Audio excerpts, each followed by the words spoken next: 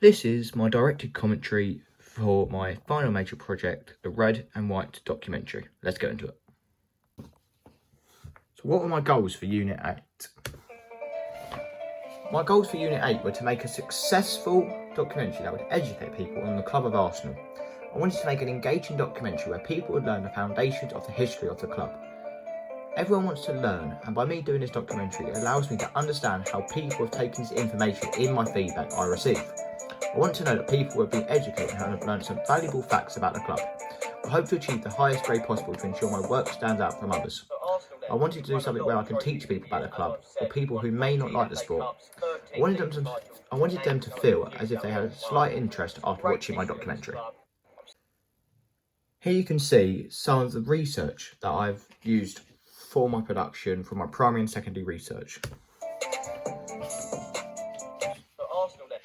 So, from the research I have done for my production, I wanted my documentary to focus on all different age ranges.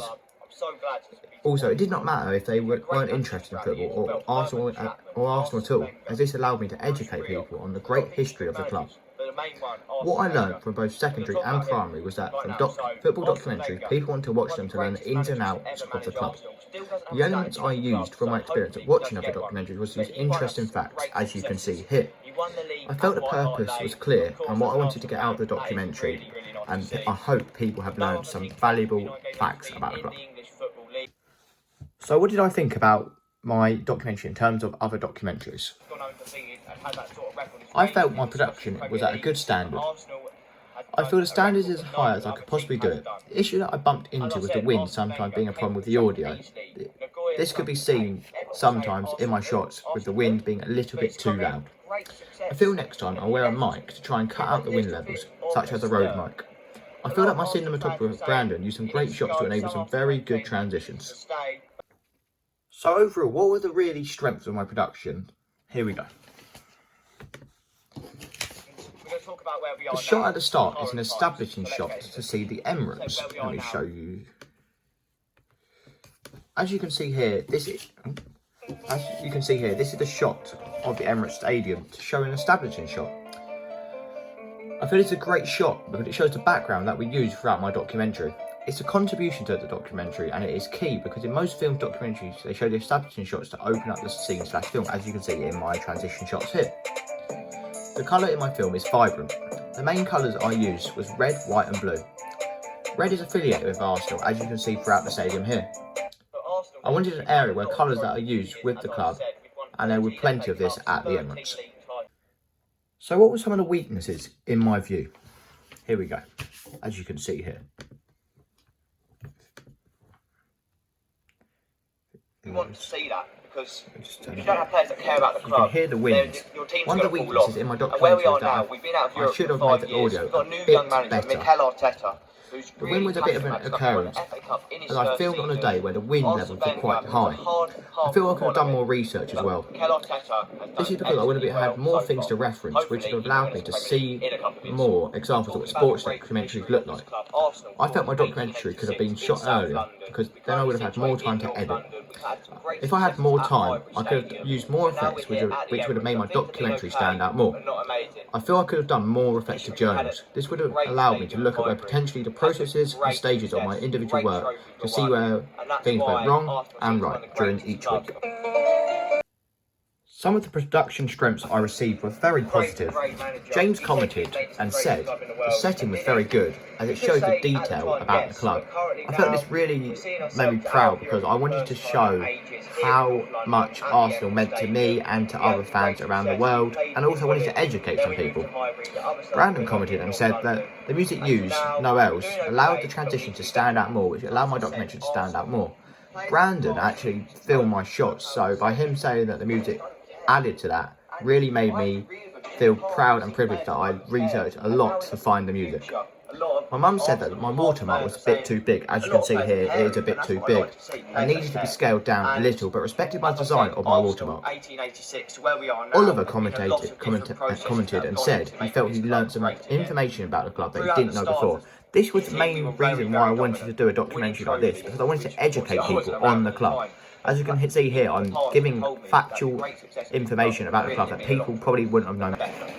Based on this feedback I received, I feel that people have learned some resourceful information that I may have not known before. It has enabled the opportunity to be proud of my work and the positive feedback I have received.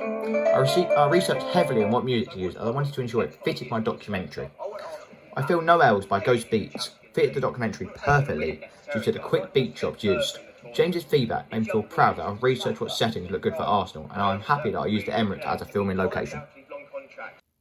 So then, moving on to some of the weaknesses that people said about my documentary. Sonny said that my audio levels were not up to scratch due to the wind throughout. He believed that if I wore a mic, the audio levels would have been more crisp if I did this, and I can agree with this because some of the background noise really did affect my documentary, and that was quite annoying because I wanted to ensure people could hear me loudly and clearly. Even though this was seen as a positive note, my mum commented and said my watermark was too big, but she respected my design of my watermark. And I worked hard on this watermark to ensure that it did look professional, and I'm happy that my mum respected my work. The comment about my watermark sprung up a couple of times. When in edit, I didn't even realise the size of the watermark, and now that I do, I wish I noticed it earlier. The wind was also mentioned a couple of times, and to improve in the future, I will wear a road mic to ensure levels are all good. I want to make sure I do this next time, to allow me to have people to hear me clearly and crisply. Did I meet my goals? Why or why not?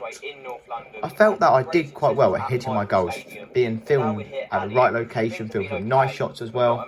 The cinematography was really good, which enabled me to get some good shots from my cinematographer, Brandon Riley. The only thing that I hoped was better was the audio. This is because I wanted to have people hearing me clearer.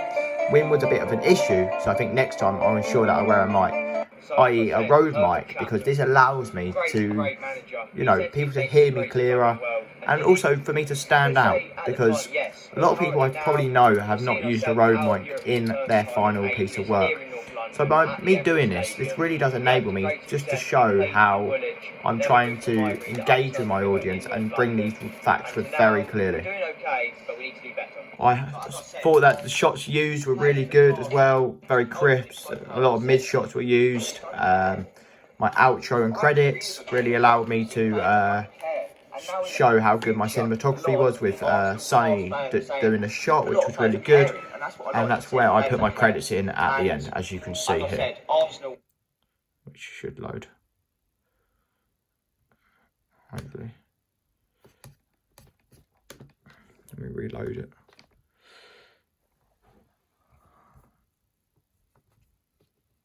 But that's why I wanted to have these really good shots at the end, as you can see here, like an establishing shot at the end as well. And the credits here as the shots here, the cast list goes down here, which really allows me to show who was part of the thing, and obviously the little edit at the end. So I do feel I hit my goals in this documentary.